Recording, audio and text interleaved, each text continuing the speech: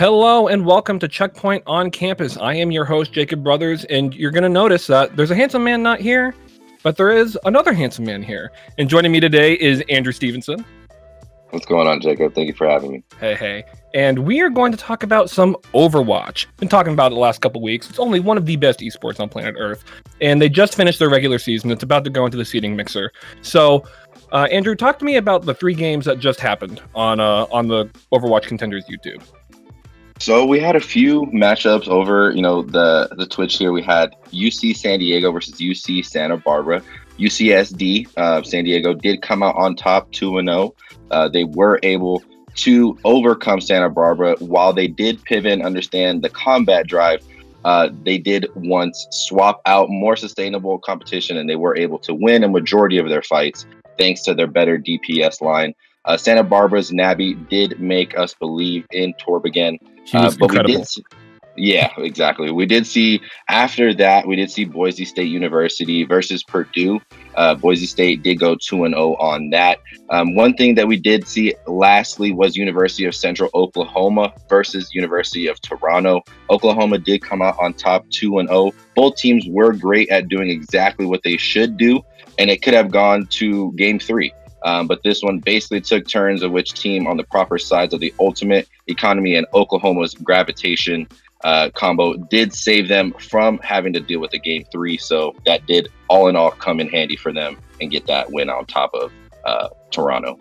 Yeah, usually we go into a deeper dive on the 3 games, so that's because we have something much more exciting to talk about. Because of the 6 teams that were just talked about, San Diego, Santa Barbara, Boise State, Purdue, Oklahoma, and Toronto, only Boise State's in the playoffs, or rather the seeding mixer. So the seeding mixer, for those who don't know, is a kind of similar to Call of Duty, which is what Andrew talks about, where they're going to be playing each other and they're not going to lose out of the tournament, but it will determine their seed value. So the seeding mixer, which is a great name, I love it, takes place on the 27th and 28th of March. And so the top 24 teams made the mixer. Now, there is a play-in system that we talked about when we started covering this season. Doesn't really make any sense, where there's like play-in teams that are varsity, play-in teams that are partner leagues. The amount that gets in on one end determines the amount on the other end, and there's nothing online talking about when those are happening. So we're going to pretend it doesn't exist, because we don't know, and we're not going to try to figure it out until they tell us, because Overwatch does not make sense. So, of the 24 teams that made it, Andrew, walk me through the top 12 teams that are, or rather, the teams that will most likely land in the top 12. Yeah, so the 12 teams that we most likely have on the top half of the mixer there is Northwood, Harrisburg, UCI, Maryville, Utah, UT Dallas, Ohio State, Akron. Yeah, your mic cut out there for a second, but yes, it was Midland, Washington, North Texas, and the University of Florida that will be finishing out the top 12. So the bottom 12 teams that will more likely fall there is Bellevue University, Northeastern, Illinois, CSULB, Savannah College of Art and Design, Ontario, University of Minnesota, UC Riverside, Stevens Institute of Technology, CU Boulder, Boise State, and UCLA. And so for someone who follows this scene, you might say, hey, you put the teams who are always good in the top, and the teams that you haven't really heard much about in the bottom. And that's because I went through all of these teams and saw who they played. And a lot of these teams that are in the bottom haven't played a lot of top 24 teams. And so when you get thrown into this mixer and you're with all the teams who know how to play the video game, the pros are going to be the teams that come out on top. So I think we'll have a little surprise upsets, but I'm not really expecting much of that. But the story of the tournament is Northwood. When, people go out there and shock the world, though. Oh, so we love it. We gotta expect. Sports. Yeah, I always gotta root for the underdog. But a team who's not the underdog is Northwood. So they were the only undefeated team in the tournament, and they beat UCI, Harrisburg, UT Dallas, Washington, and Maryville. So they beat probably half of the top 10 seeds already. Which most teams didn't even get the opportunity to play more than a team in the top 24. Wow. And not only that, but they beat Harrisburg and Maryville. The two, besides the champion, those are the other 2 best teams. So I don't really know if there's a team who can beat them. Because you look at Harrisburg. Like they already got that competition almost like in the regular season. So it's like they're almost battle tested. So when it comes to the seed mixer, they almost have an advantage, it seems like.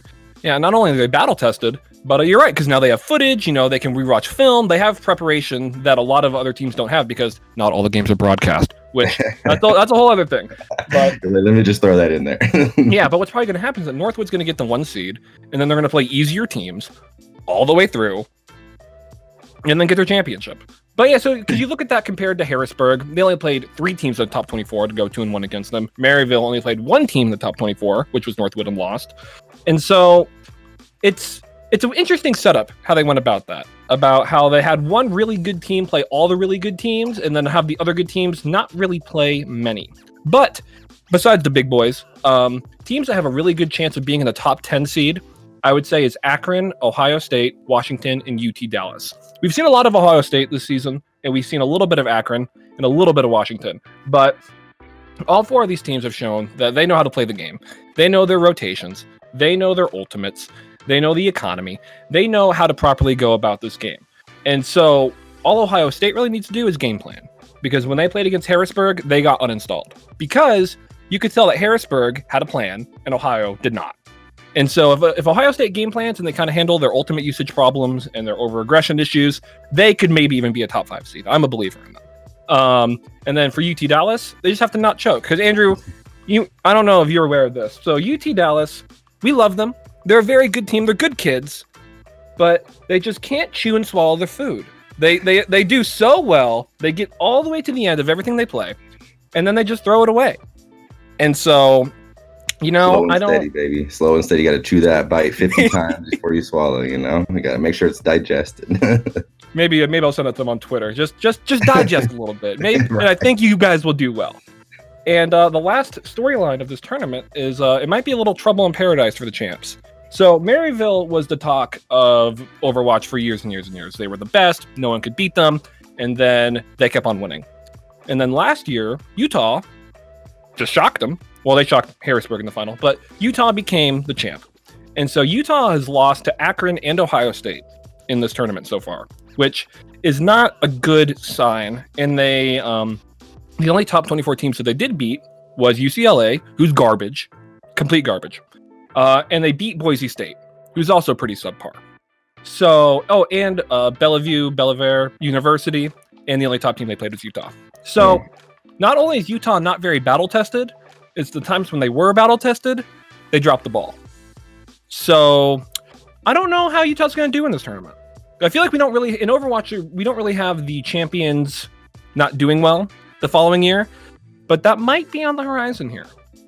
And so that'll be interesting. But that's it for our Overwatch. So stay tuned for some more.